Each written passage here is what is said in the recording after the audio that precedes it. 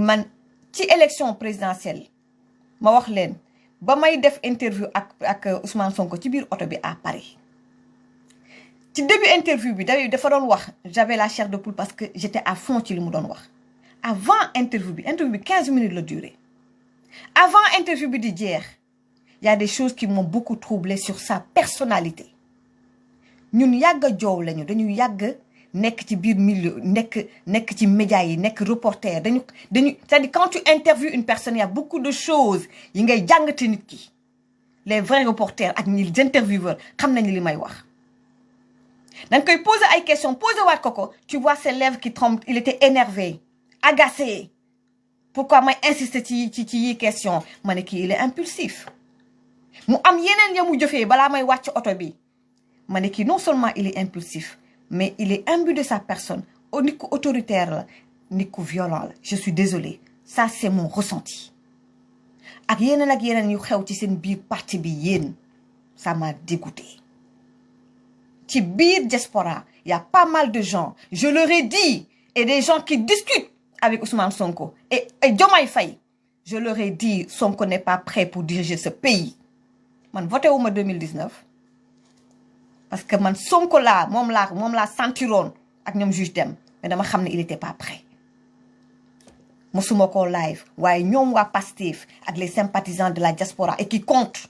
am fi tur wax naa leen ko te dañu yàgg di waxtaan ci ñoom ak seeni activiste yàgg naa leen ko wax moo tax ci biiru Adji Sarr bii ngeen profité ci pour éliminer ma parce que xam ngeen ne diaspora bi mati plateforme dafa am doole ñooñ ko daaneel comme ça yi ngeen aak tey mun ngeen ko def parce que man maa leen teral da ngeen profité sama plateforme te yéen ñii tey seen bopp y a les audios qui sont là yàgg ngeen ma wax ne ma amuñu sa fay ndax vous avez profité de ma plateforme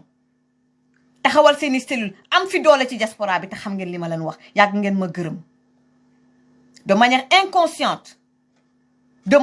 inconsciente chaque dimanche avant live ja waxal ci lii waxal ci lële yee ngeen may orienté quand j'ai voulu ma commencé xam ne vous êtes en train de ma dugal ci benn gamme ma reculer ma xam ne dinaa am problème ak yéen loolu dong la am na yoo xam ne duma ko wax waaye li ma leen xamal moom moo bari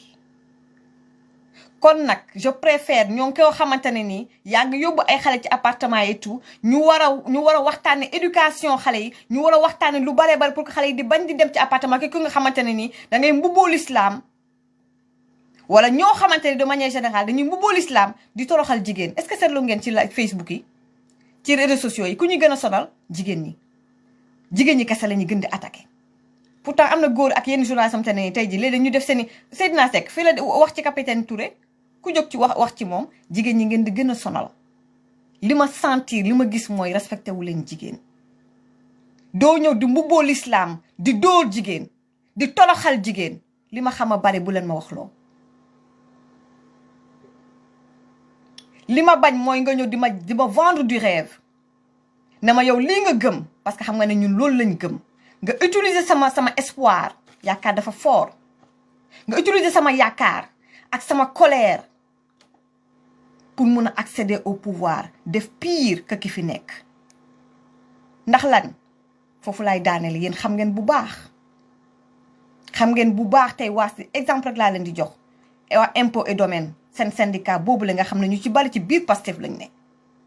deal bi ngeen di def ci mbirum suuf yi dans le foncier au Sénégal seen benn mafia bu ndaw ngeen am te yeggagu leen au pouvoir ni ngeen di racketter les hommes d'affaires sénégalais yéen on le sait te yeggagu leen au pouvoir ngeen bëgg ñëw ne yéen a set yéen seen loxo dafa set wicc da ngeen di xeex système alors que yéen vous vous enrichissez du système yéen ci biir mafia bi ngeen bokk ngeen bëgg a ñëw mbubboo añoo fekk yéen ay bukki ngeen ñun bu ñu noppee duñu gor mënuñu leen bàyyi na ngeen raam ba dugg biir palais di ñu noot kañ la ñuy nekk ñun ñun sénégalais kañ la ñuy am jàmm ñun sénégalais yi su fekkee ne ku ñëw rek da nga war a ñëw suñu bëgg-bëgg ñun sénégalais nga ñëw wuyu ci ñu bés boo toogee nga def la neex def la saf. Il y a beaucoup de caïmans chez vous, de jeunes caïmans chez vous, et je le sais. Et vous savez que je le sais. lu tax yéen saa yu bu ma jëlee Françoise Hélène Gaye wala ay ñoom El Hadj ngeen di say parce que xam ngeen ne am na lu ñu xam. ma daanale ci benn mbir ñu ci bari ci yéen xam ngeen ne Ousmane Sonko waru woon dem Sweet Beauté xam ngeen ko. am na ñu ci bari ba après événement yi ñu ngi doon jokkoo au téléphone ñenn ñi gëmuñu viol bi waaye xam ne ñu ngi ñaaw njott ne am na lu xew supposons que mu am lu xew entre moom ak Siteu bi entre moom ak Adji Sarr supposons damay supposer que viol amul mais am na lu ñu sekk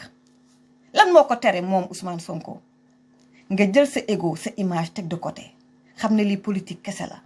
mais danga am ay soxna danga am ay doom jullit nga xam ne Sénégal kan waru ko taal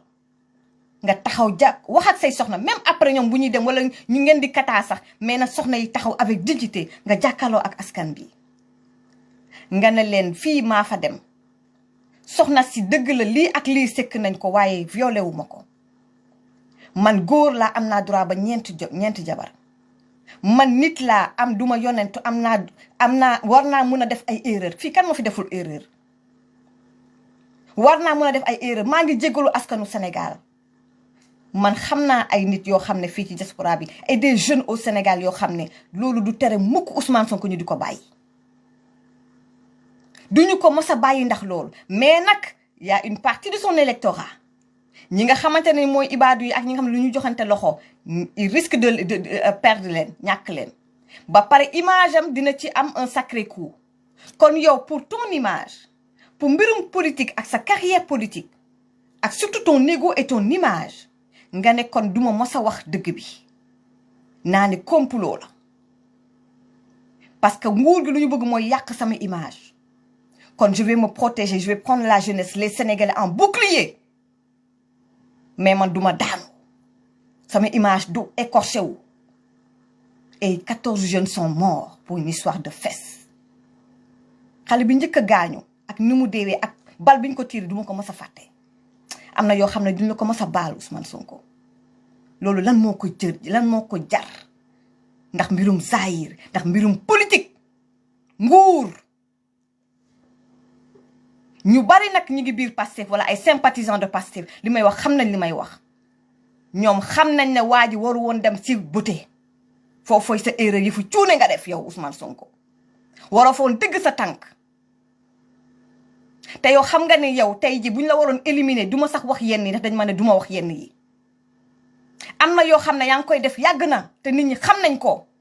Ousmane Sonko ñun ñii rek bu ñu jógee pour def ay enquête investigation am lu ay dossiers astama un état qui a des renseignements généraux ñun on sait de quoi on parle parce que ñun ba ñu nekk reporter on est suivi par des renseignements généraux il y a plein de choses ne mënuma ko wax un état avec les renseignements généraux pas mal de choses am na yu bëri yoo xam ne yow def nga ko Ousmane Sonko te nit ñi xam am nañu ko xam bu ñu la waroon éliminer nañ la bu yàgg kon la thèse du complot tega ko de côté da nga def erreur ñenn ñi adversaire politique mun nañ ci profiter yaa ko teg sa bopp nit boo fekkee ne yow tu es un leader politique nga bëgg a yor nguur gi bëri ay noon da ngay def attention xam fi ngay dem fi ngay teg sa tànk ak lan ngay wax ak koy àndal y a des gens de Pastef fa lay daanale xam nañ ne tu as fait des erreurs ñu dëgg ci seen tànk parce que ñenn ñi c'est par opportunisme mere nañu Macky Sall ñu ngi ci diaspora bi bëgg nañu demain am poste ñenn ñi nag ñu ngi biir Pastef gëm la ba tey mais xamuñu am na yu bëri dañ ko réeree mbir donc ñu ngi xeex ak ñun mais ils sont de bonne foi mais ñi may mere mooy ñu ànd ak yow te xam ne tu as fait des erreurs ñu dëgg ci seen tànk parce que ñooñu lu leen soxal du Sénégal lu leen soxal du le peuple sénégalais lu leen soxal mooy parti lu leen soxal moom mooy un leader nit moo leen soxal mais pas du Sénégal je termine par là. gars yi maa ngi leen di gërëm di leen sant ñun def lu jël suñu premier invité yéen amu leen benn leçon de morale bi ngeen ñuy jox ñun ñii warul bàyyi leen ay mbirum ridicule ak valeur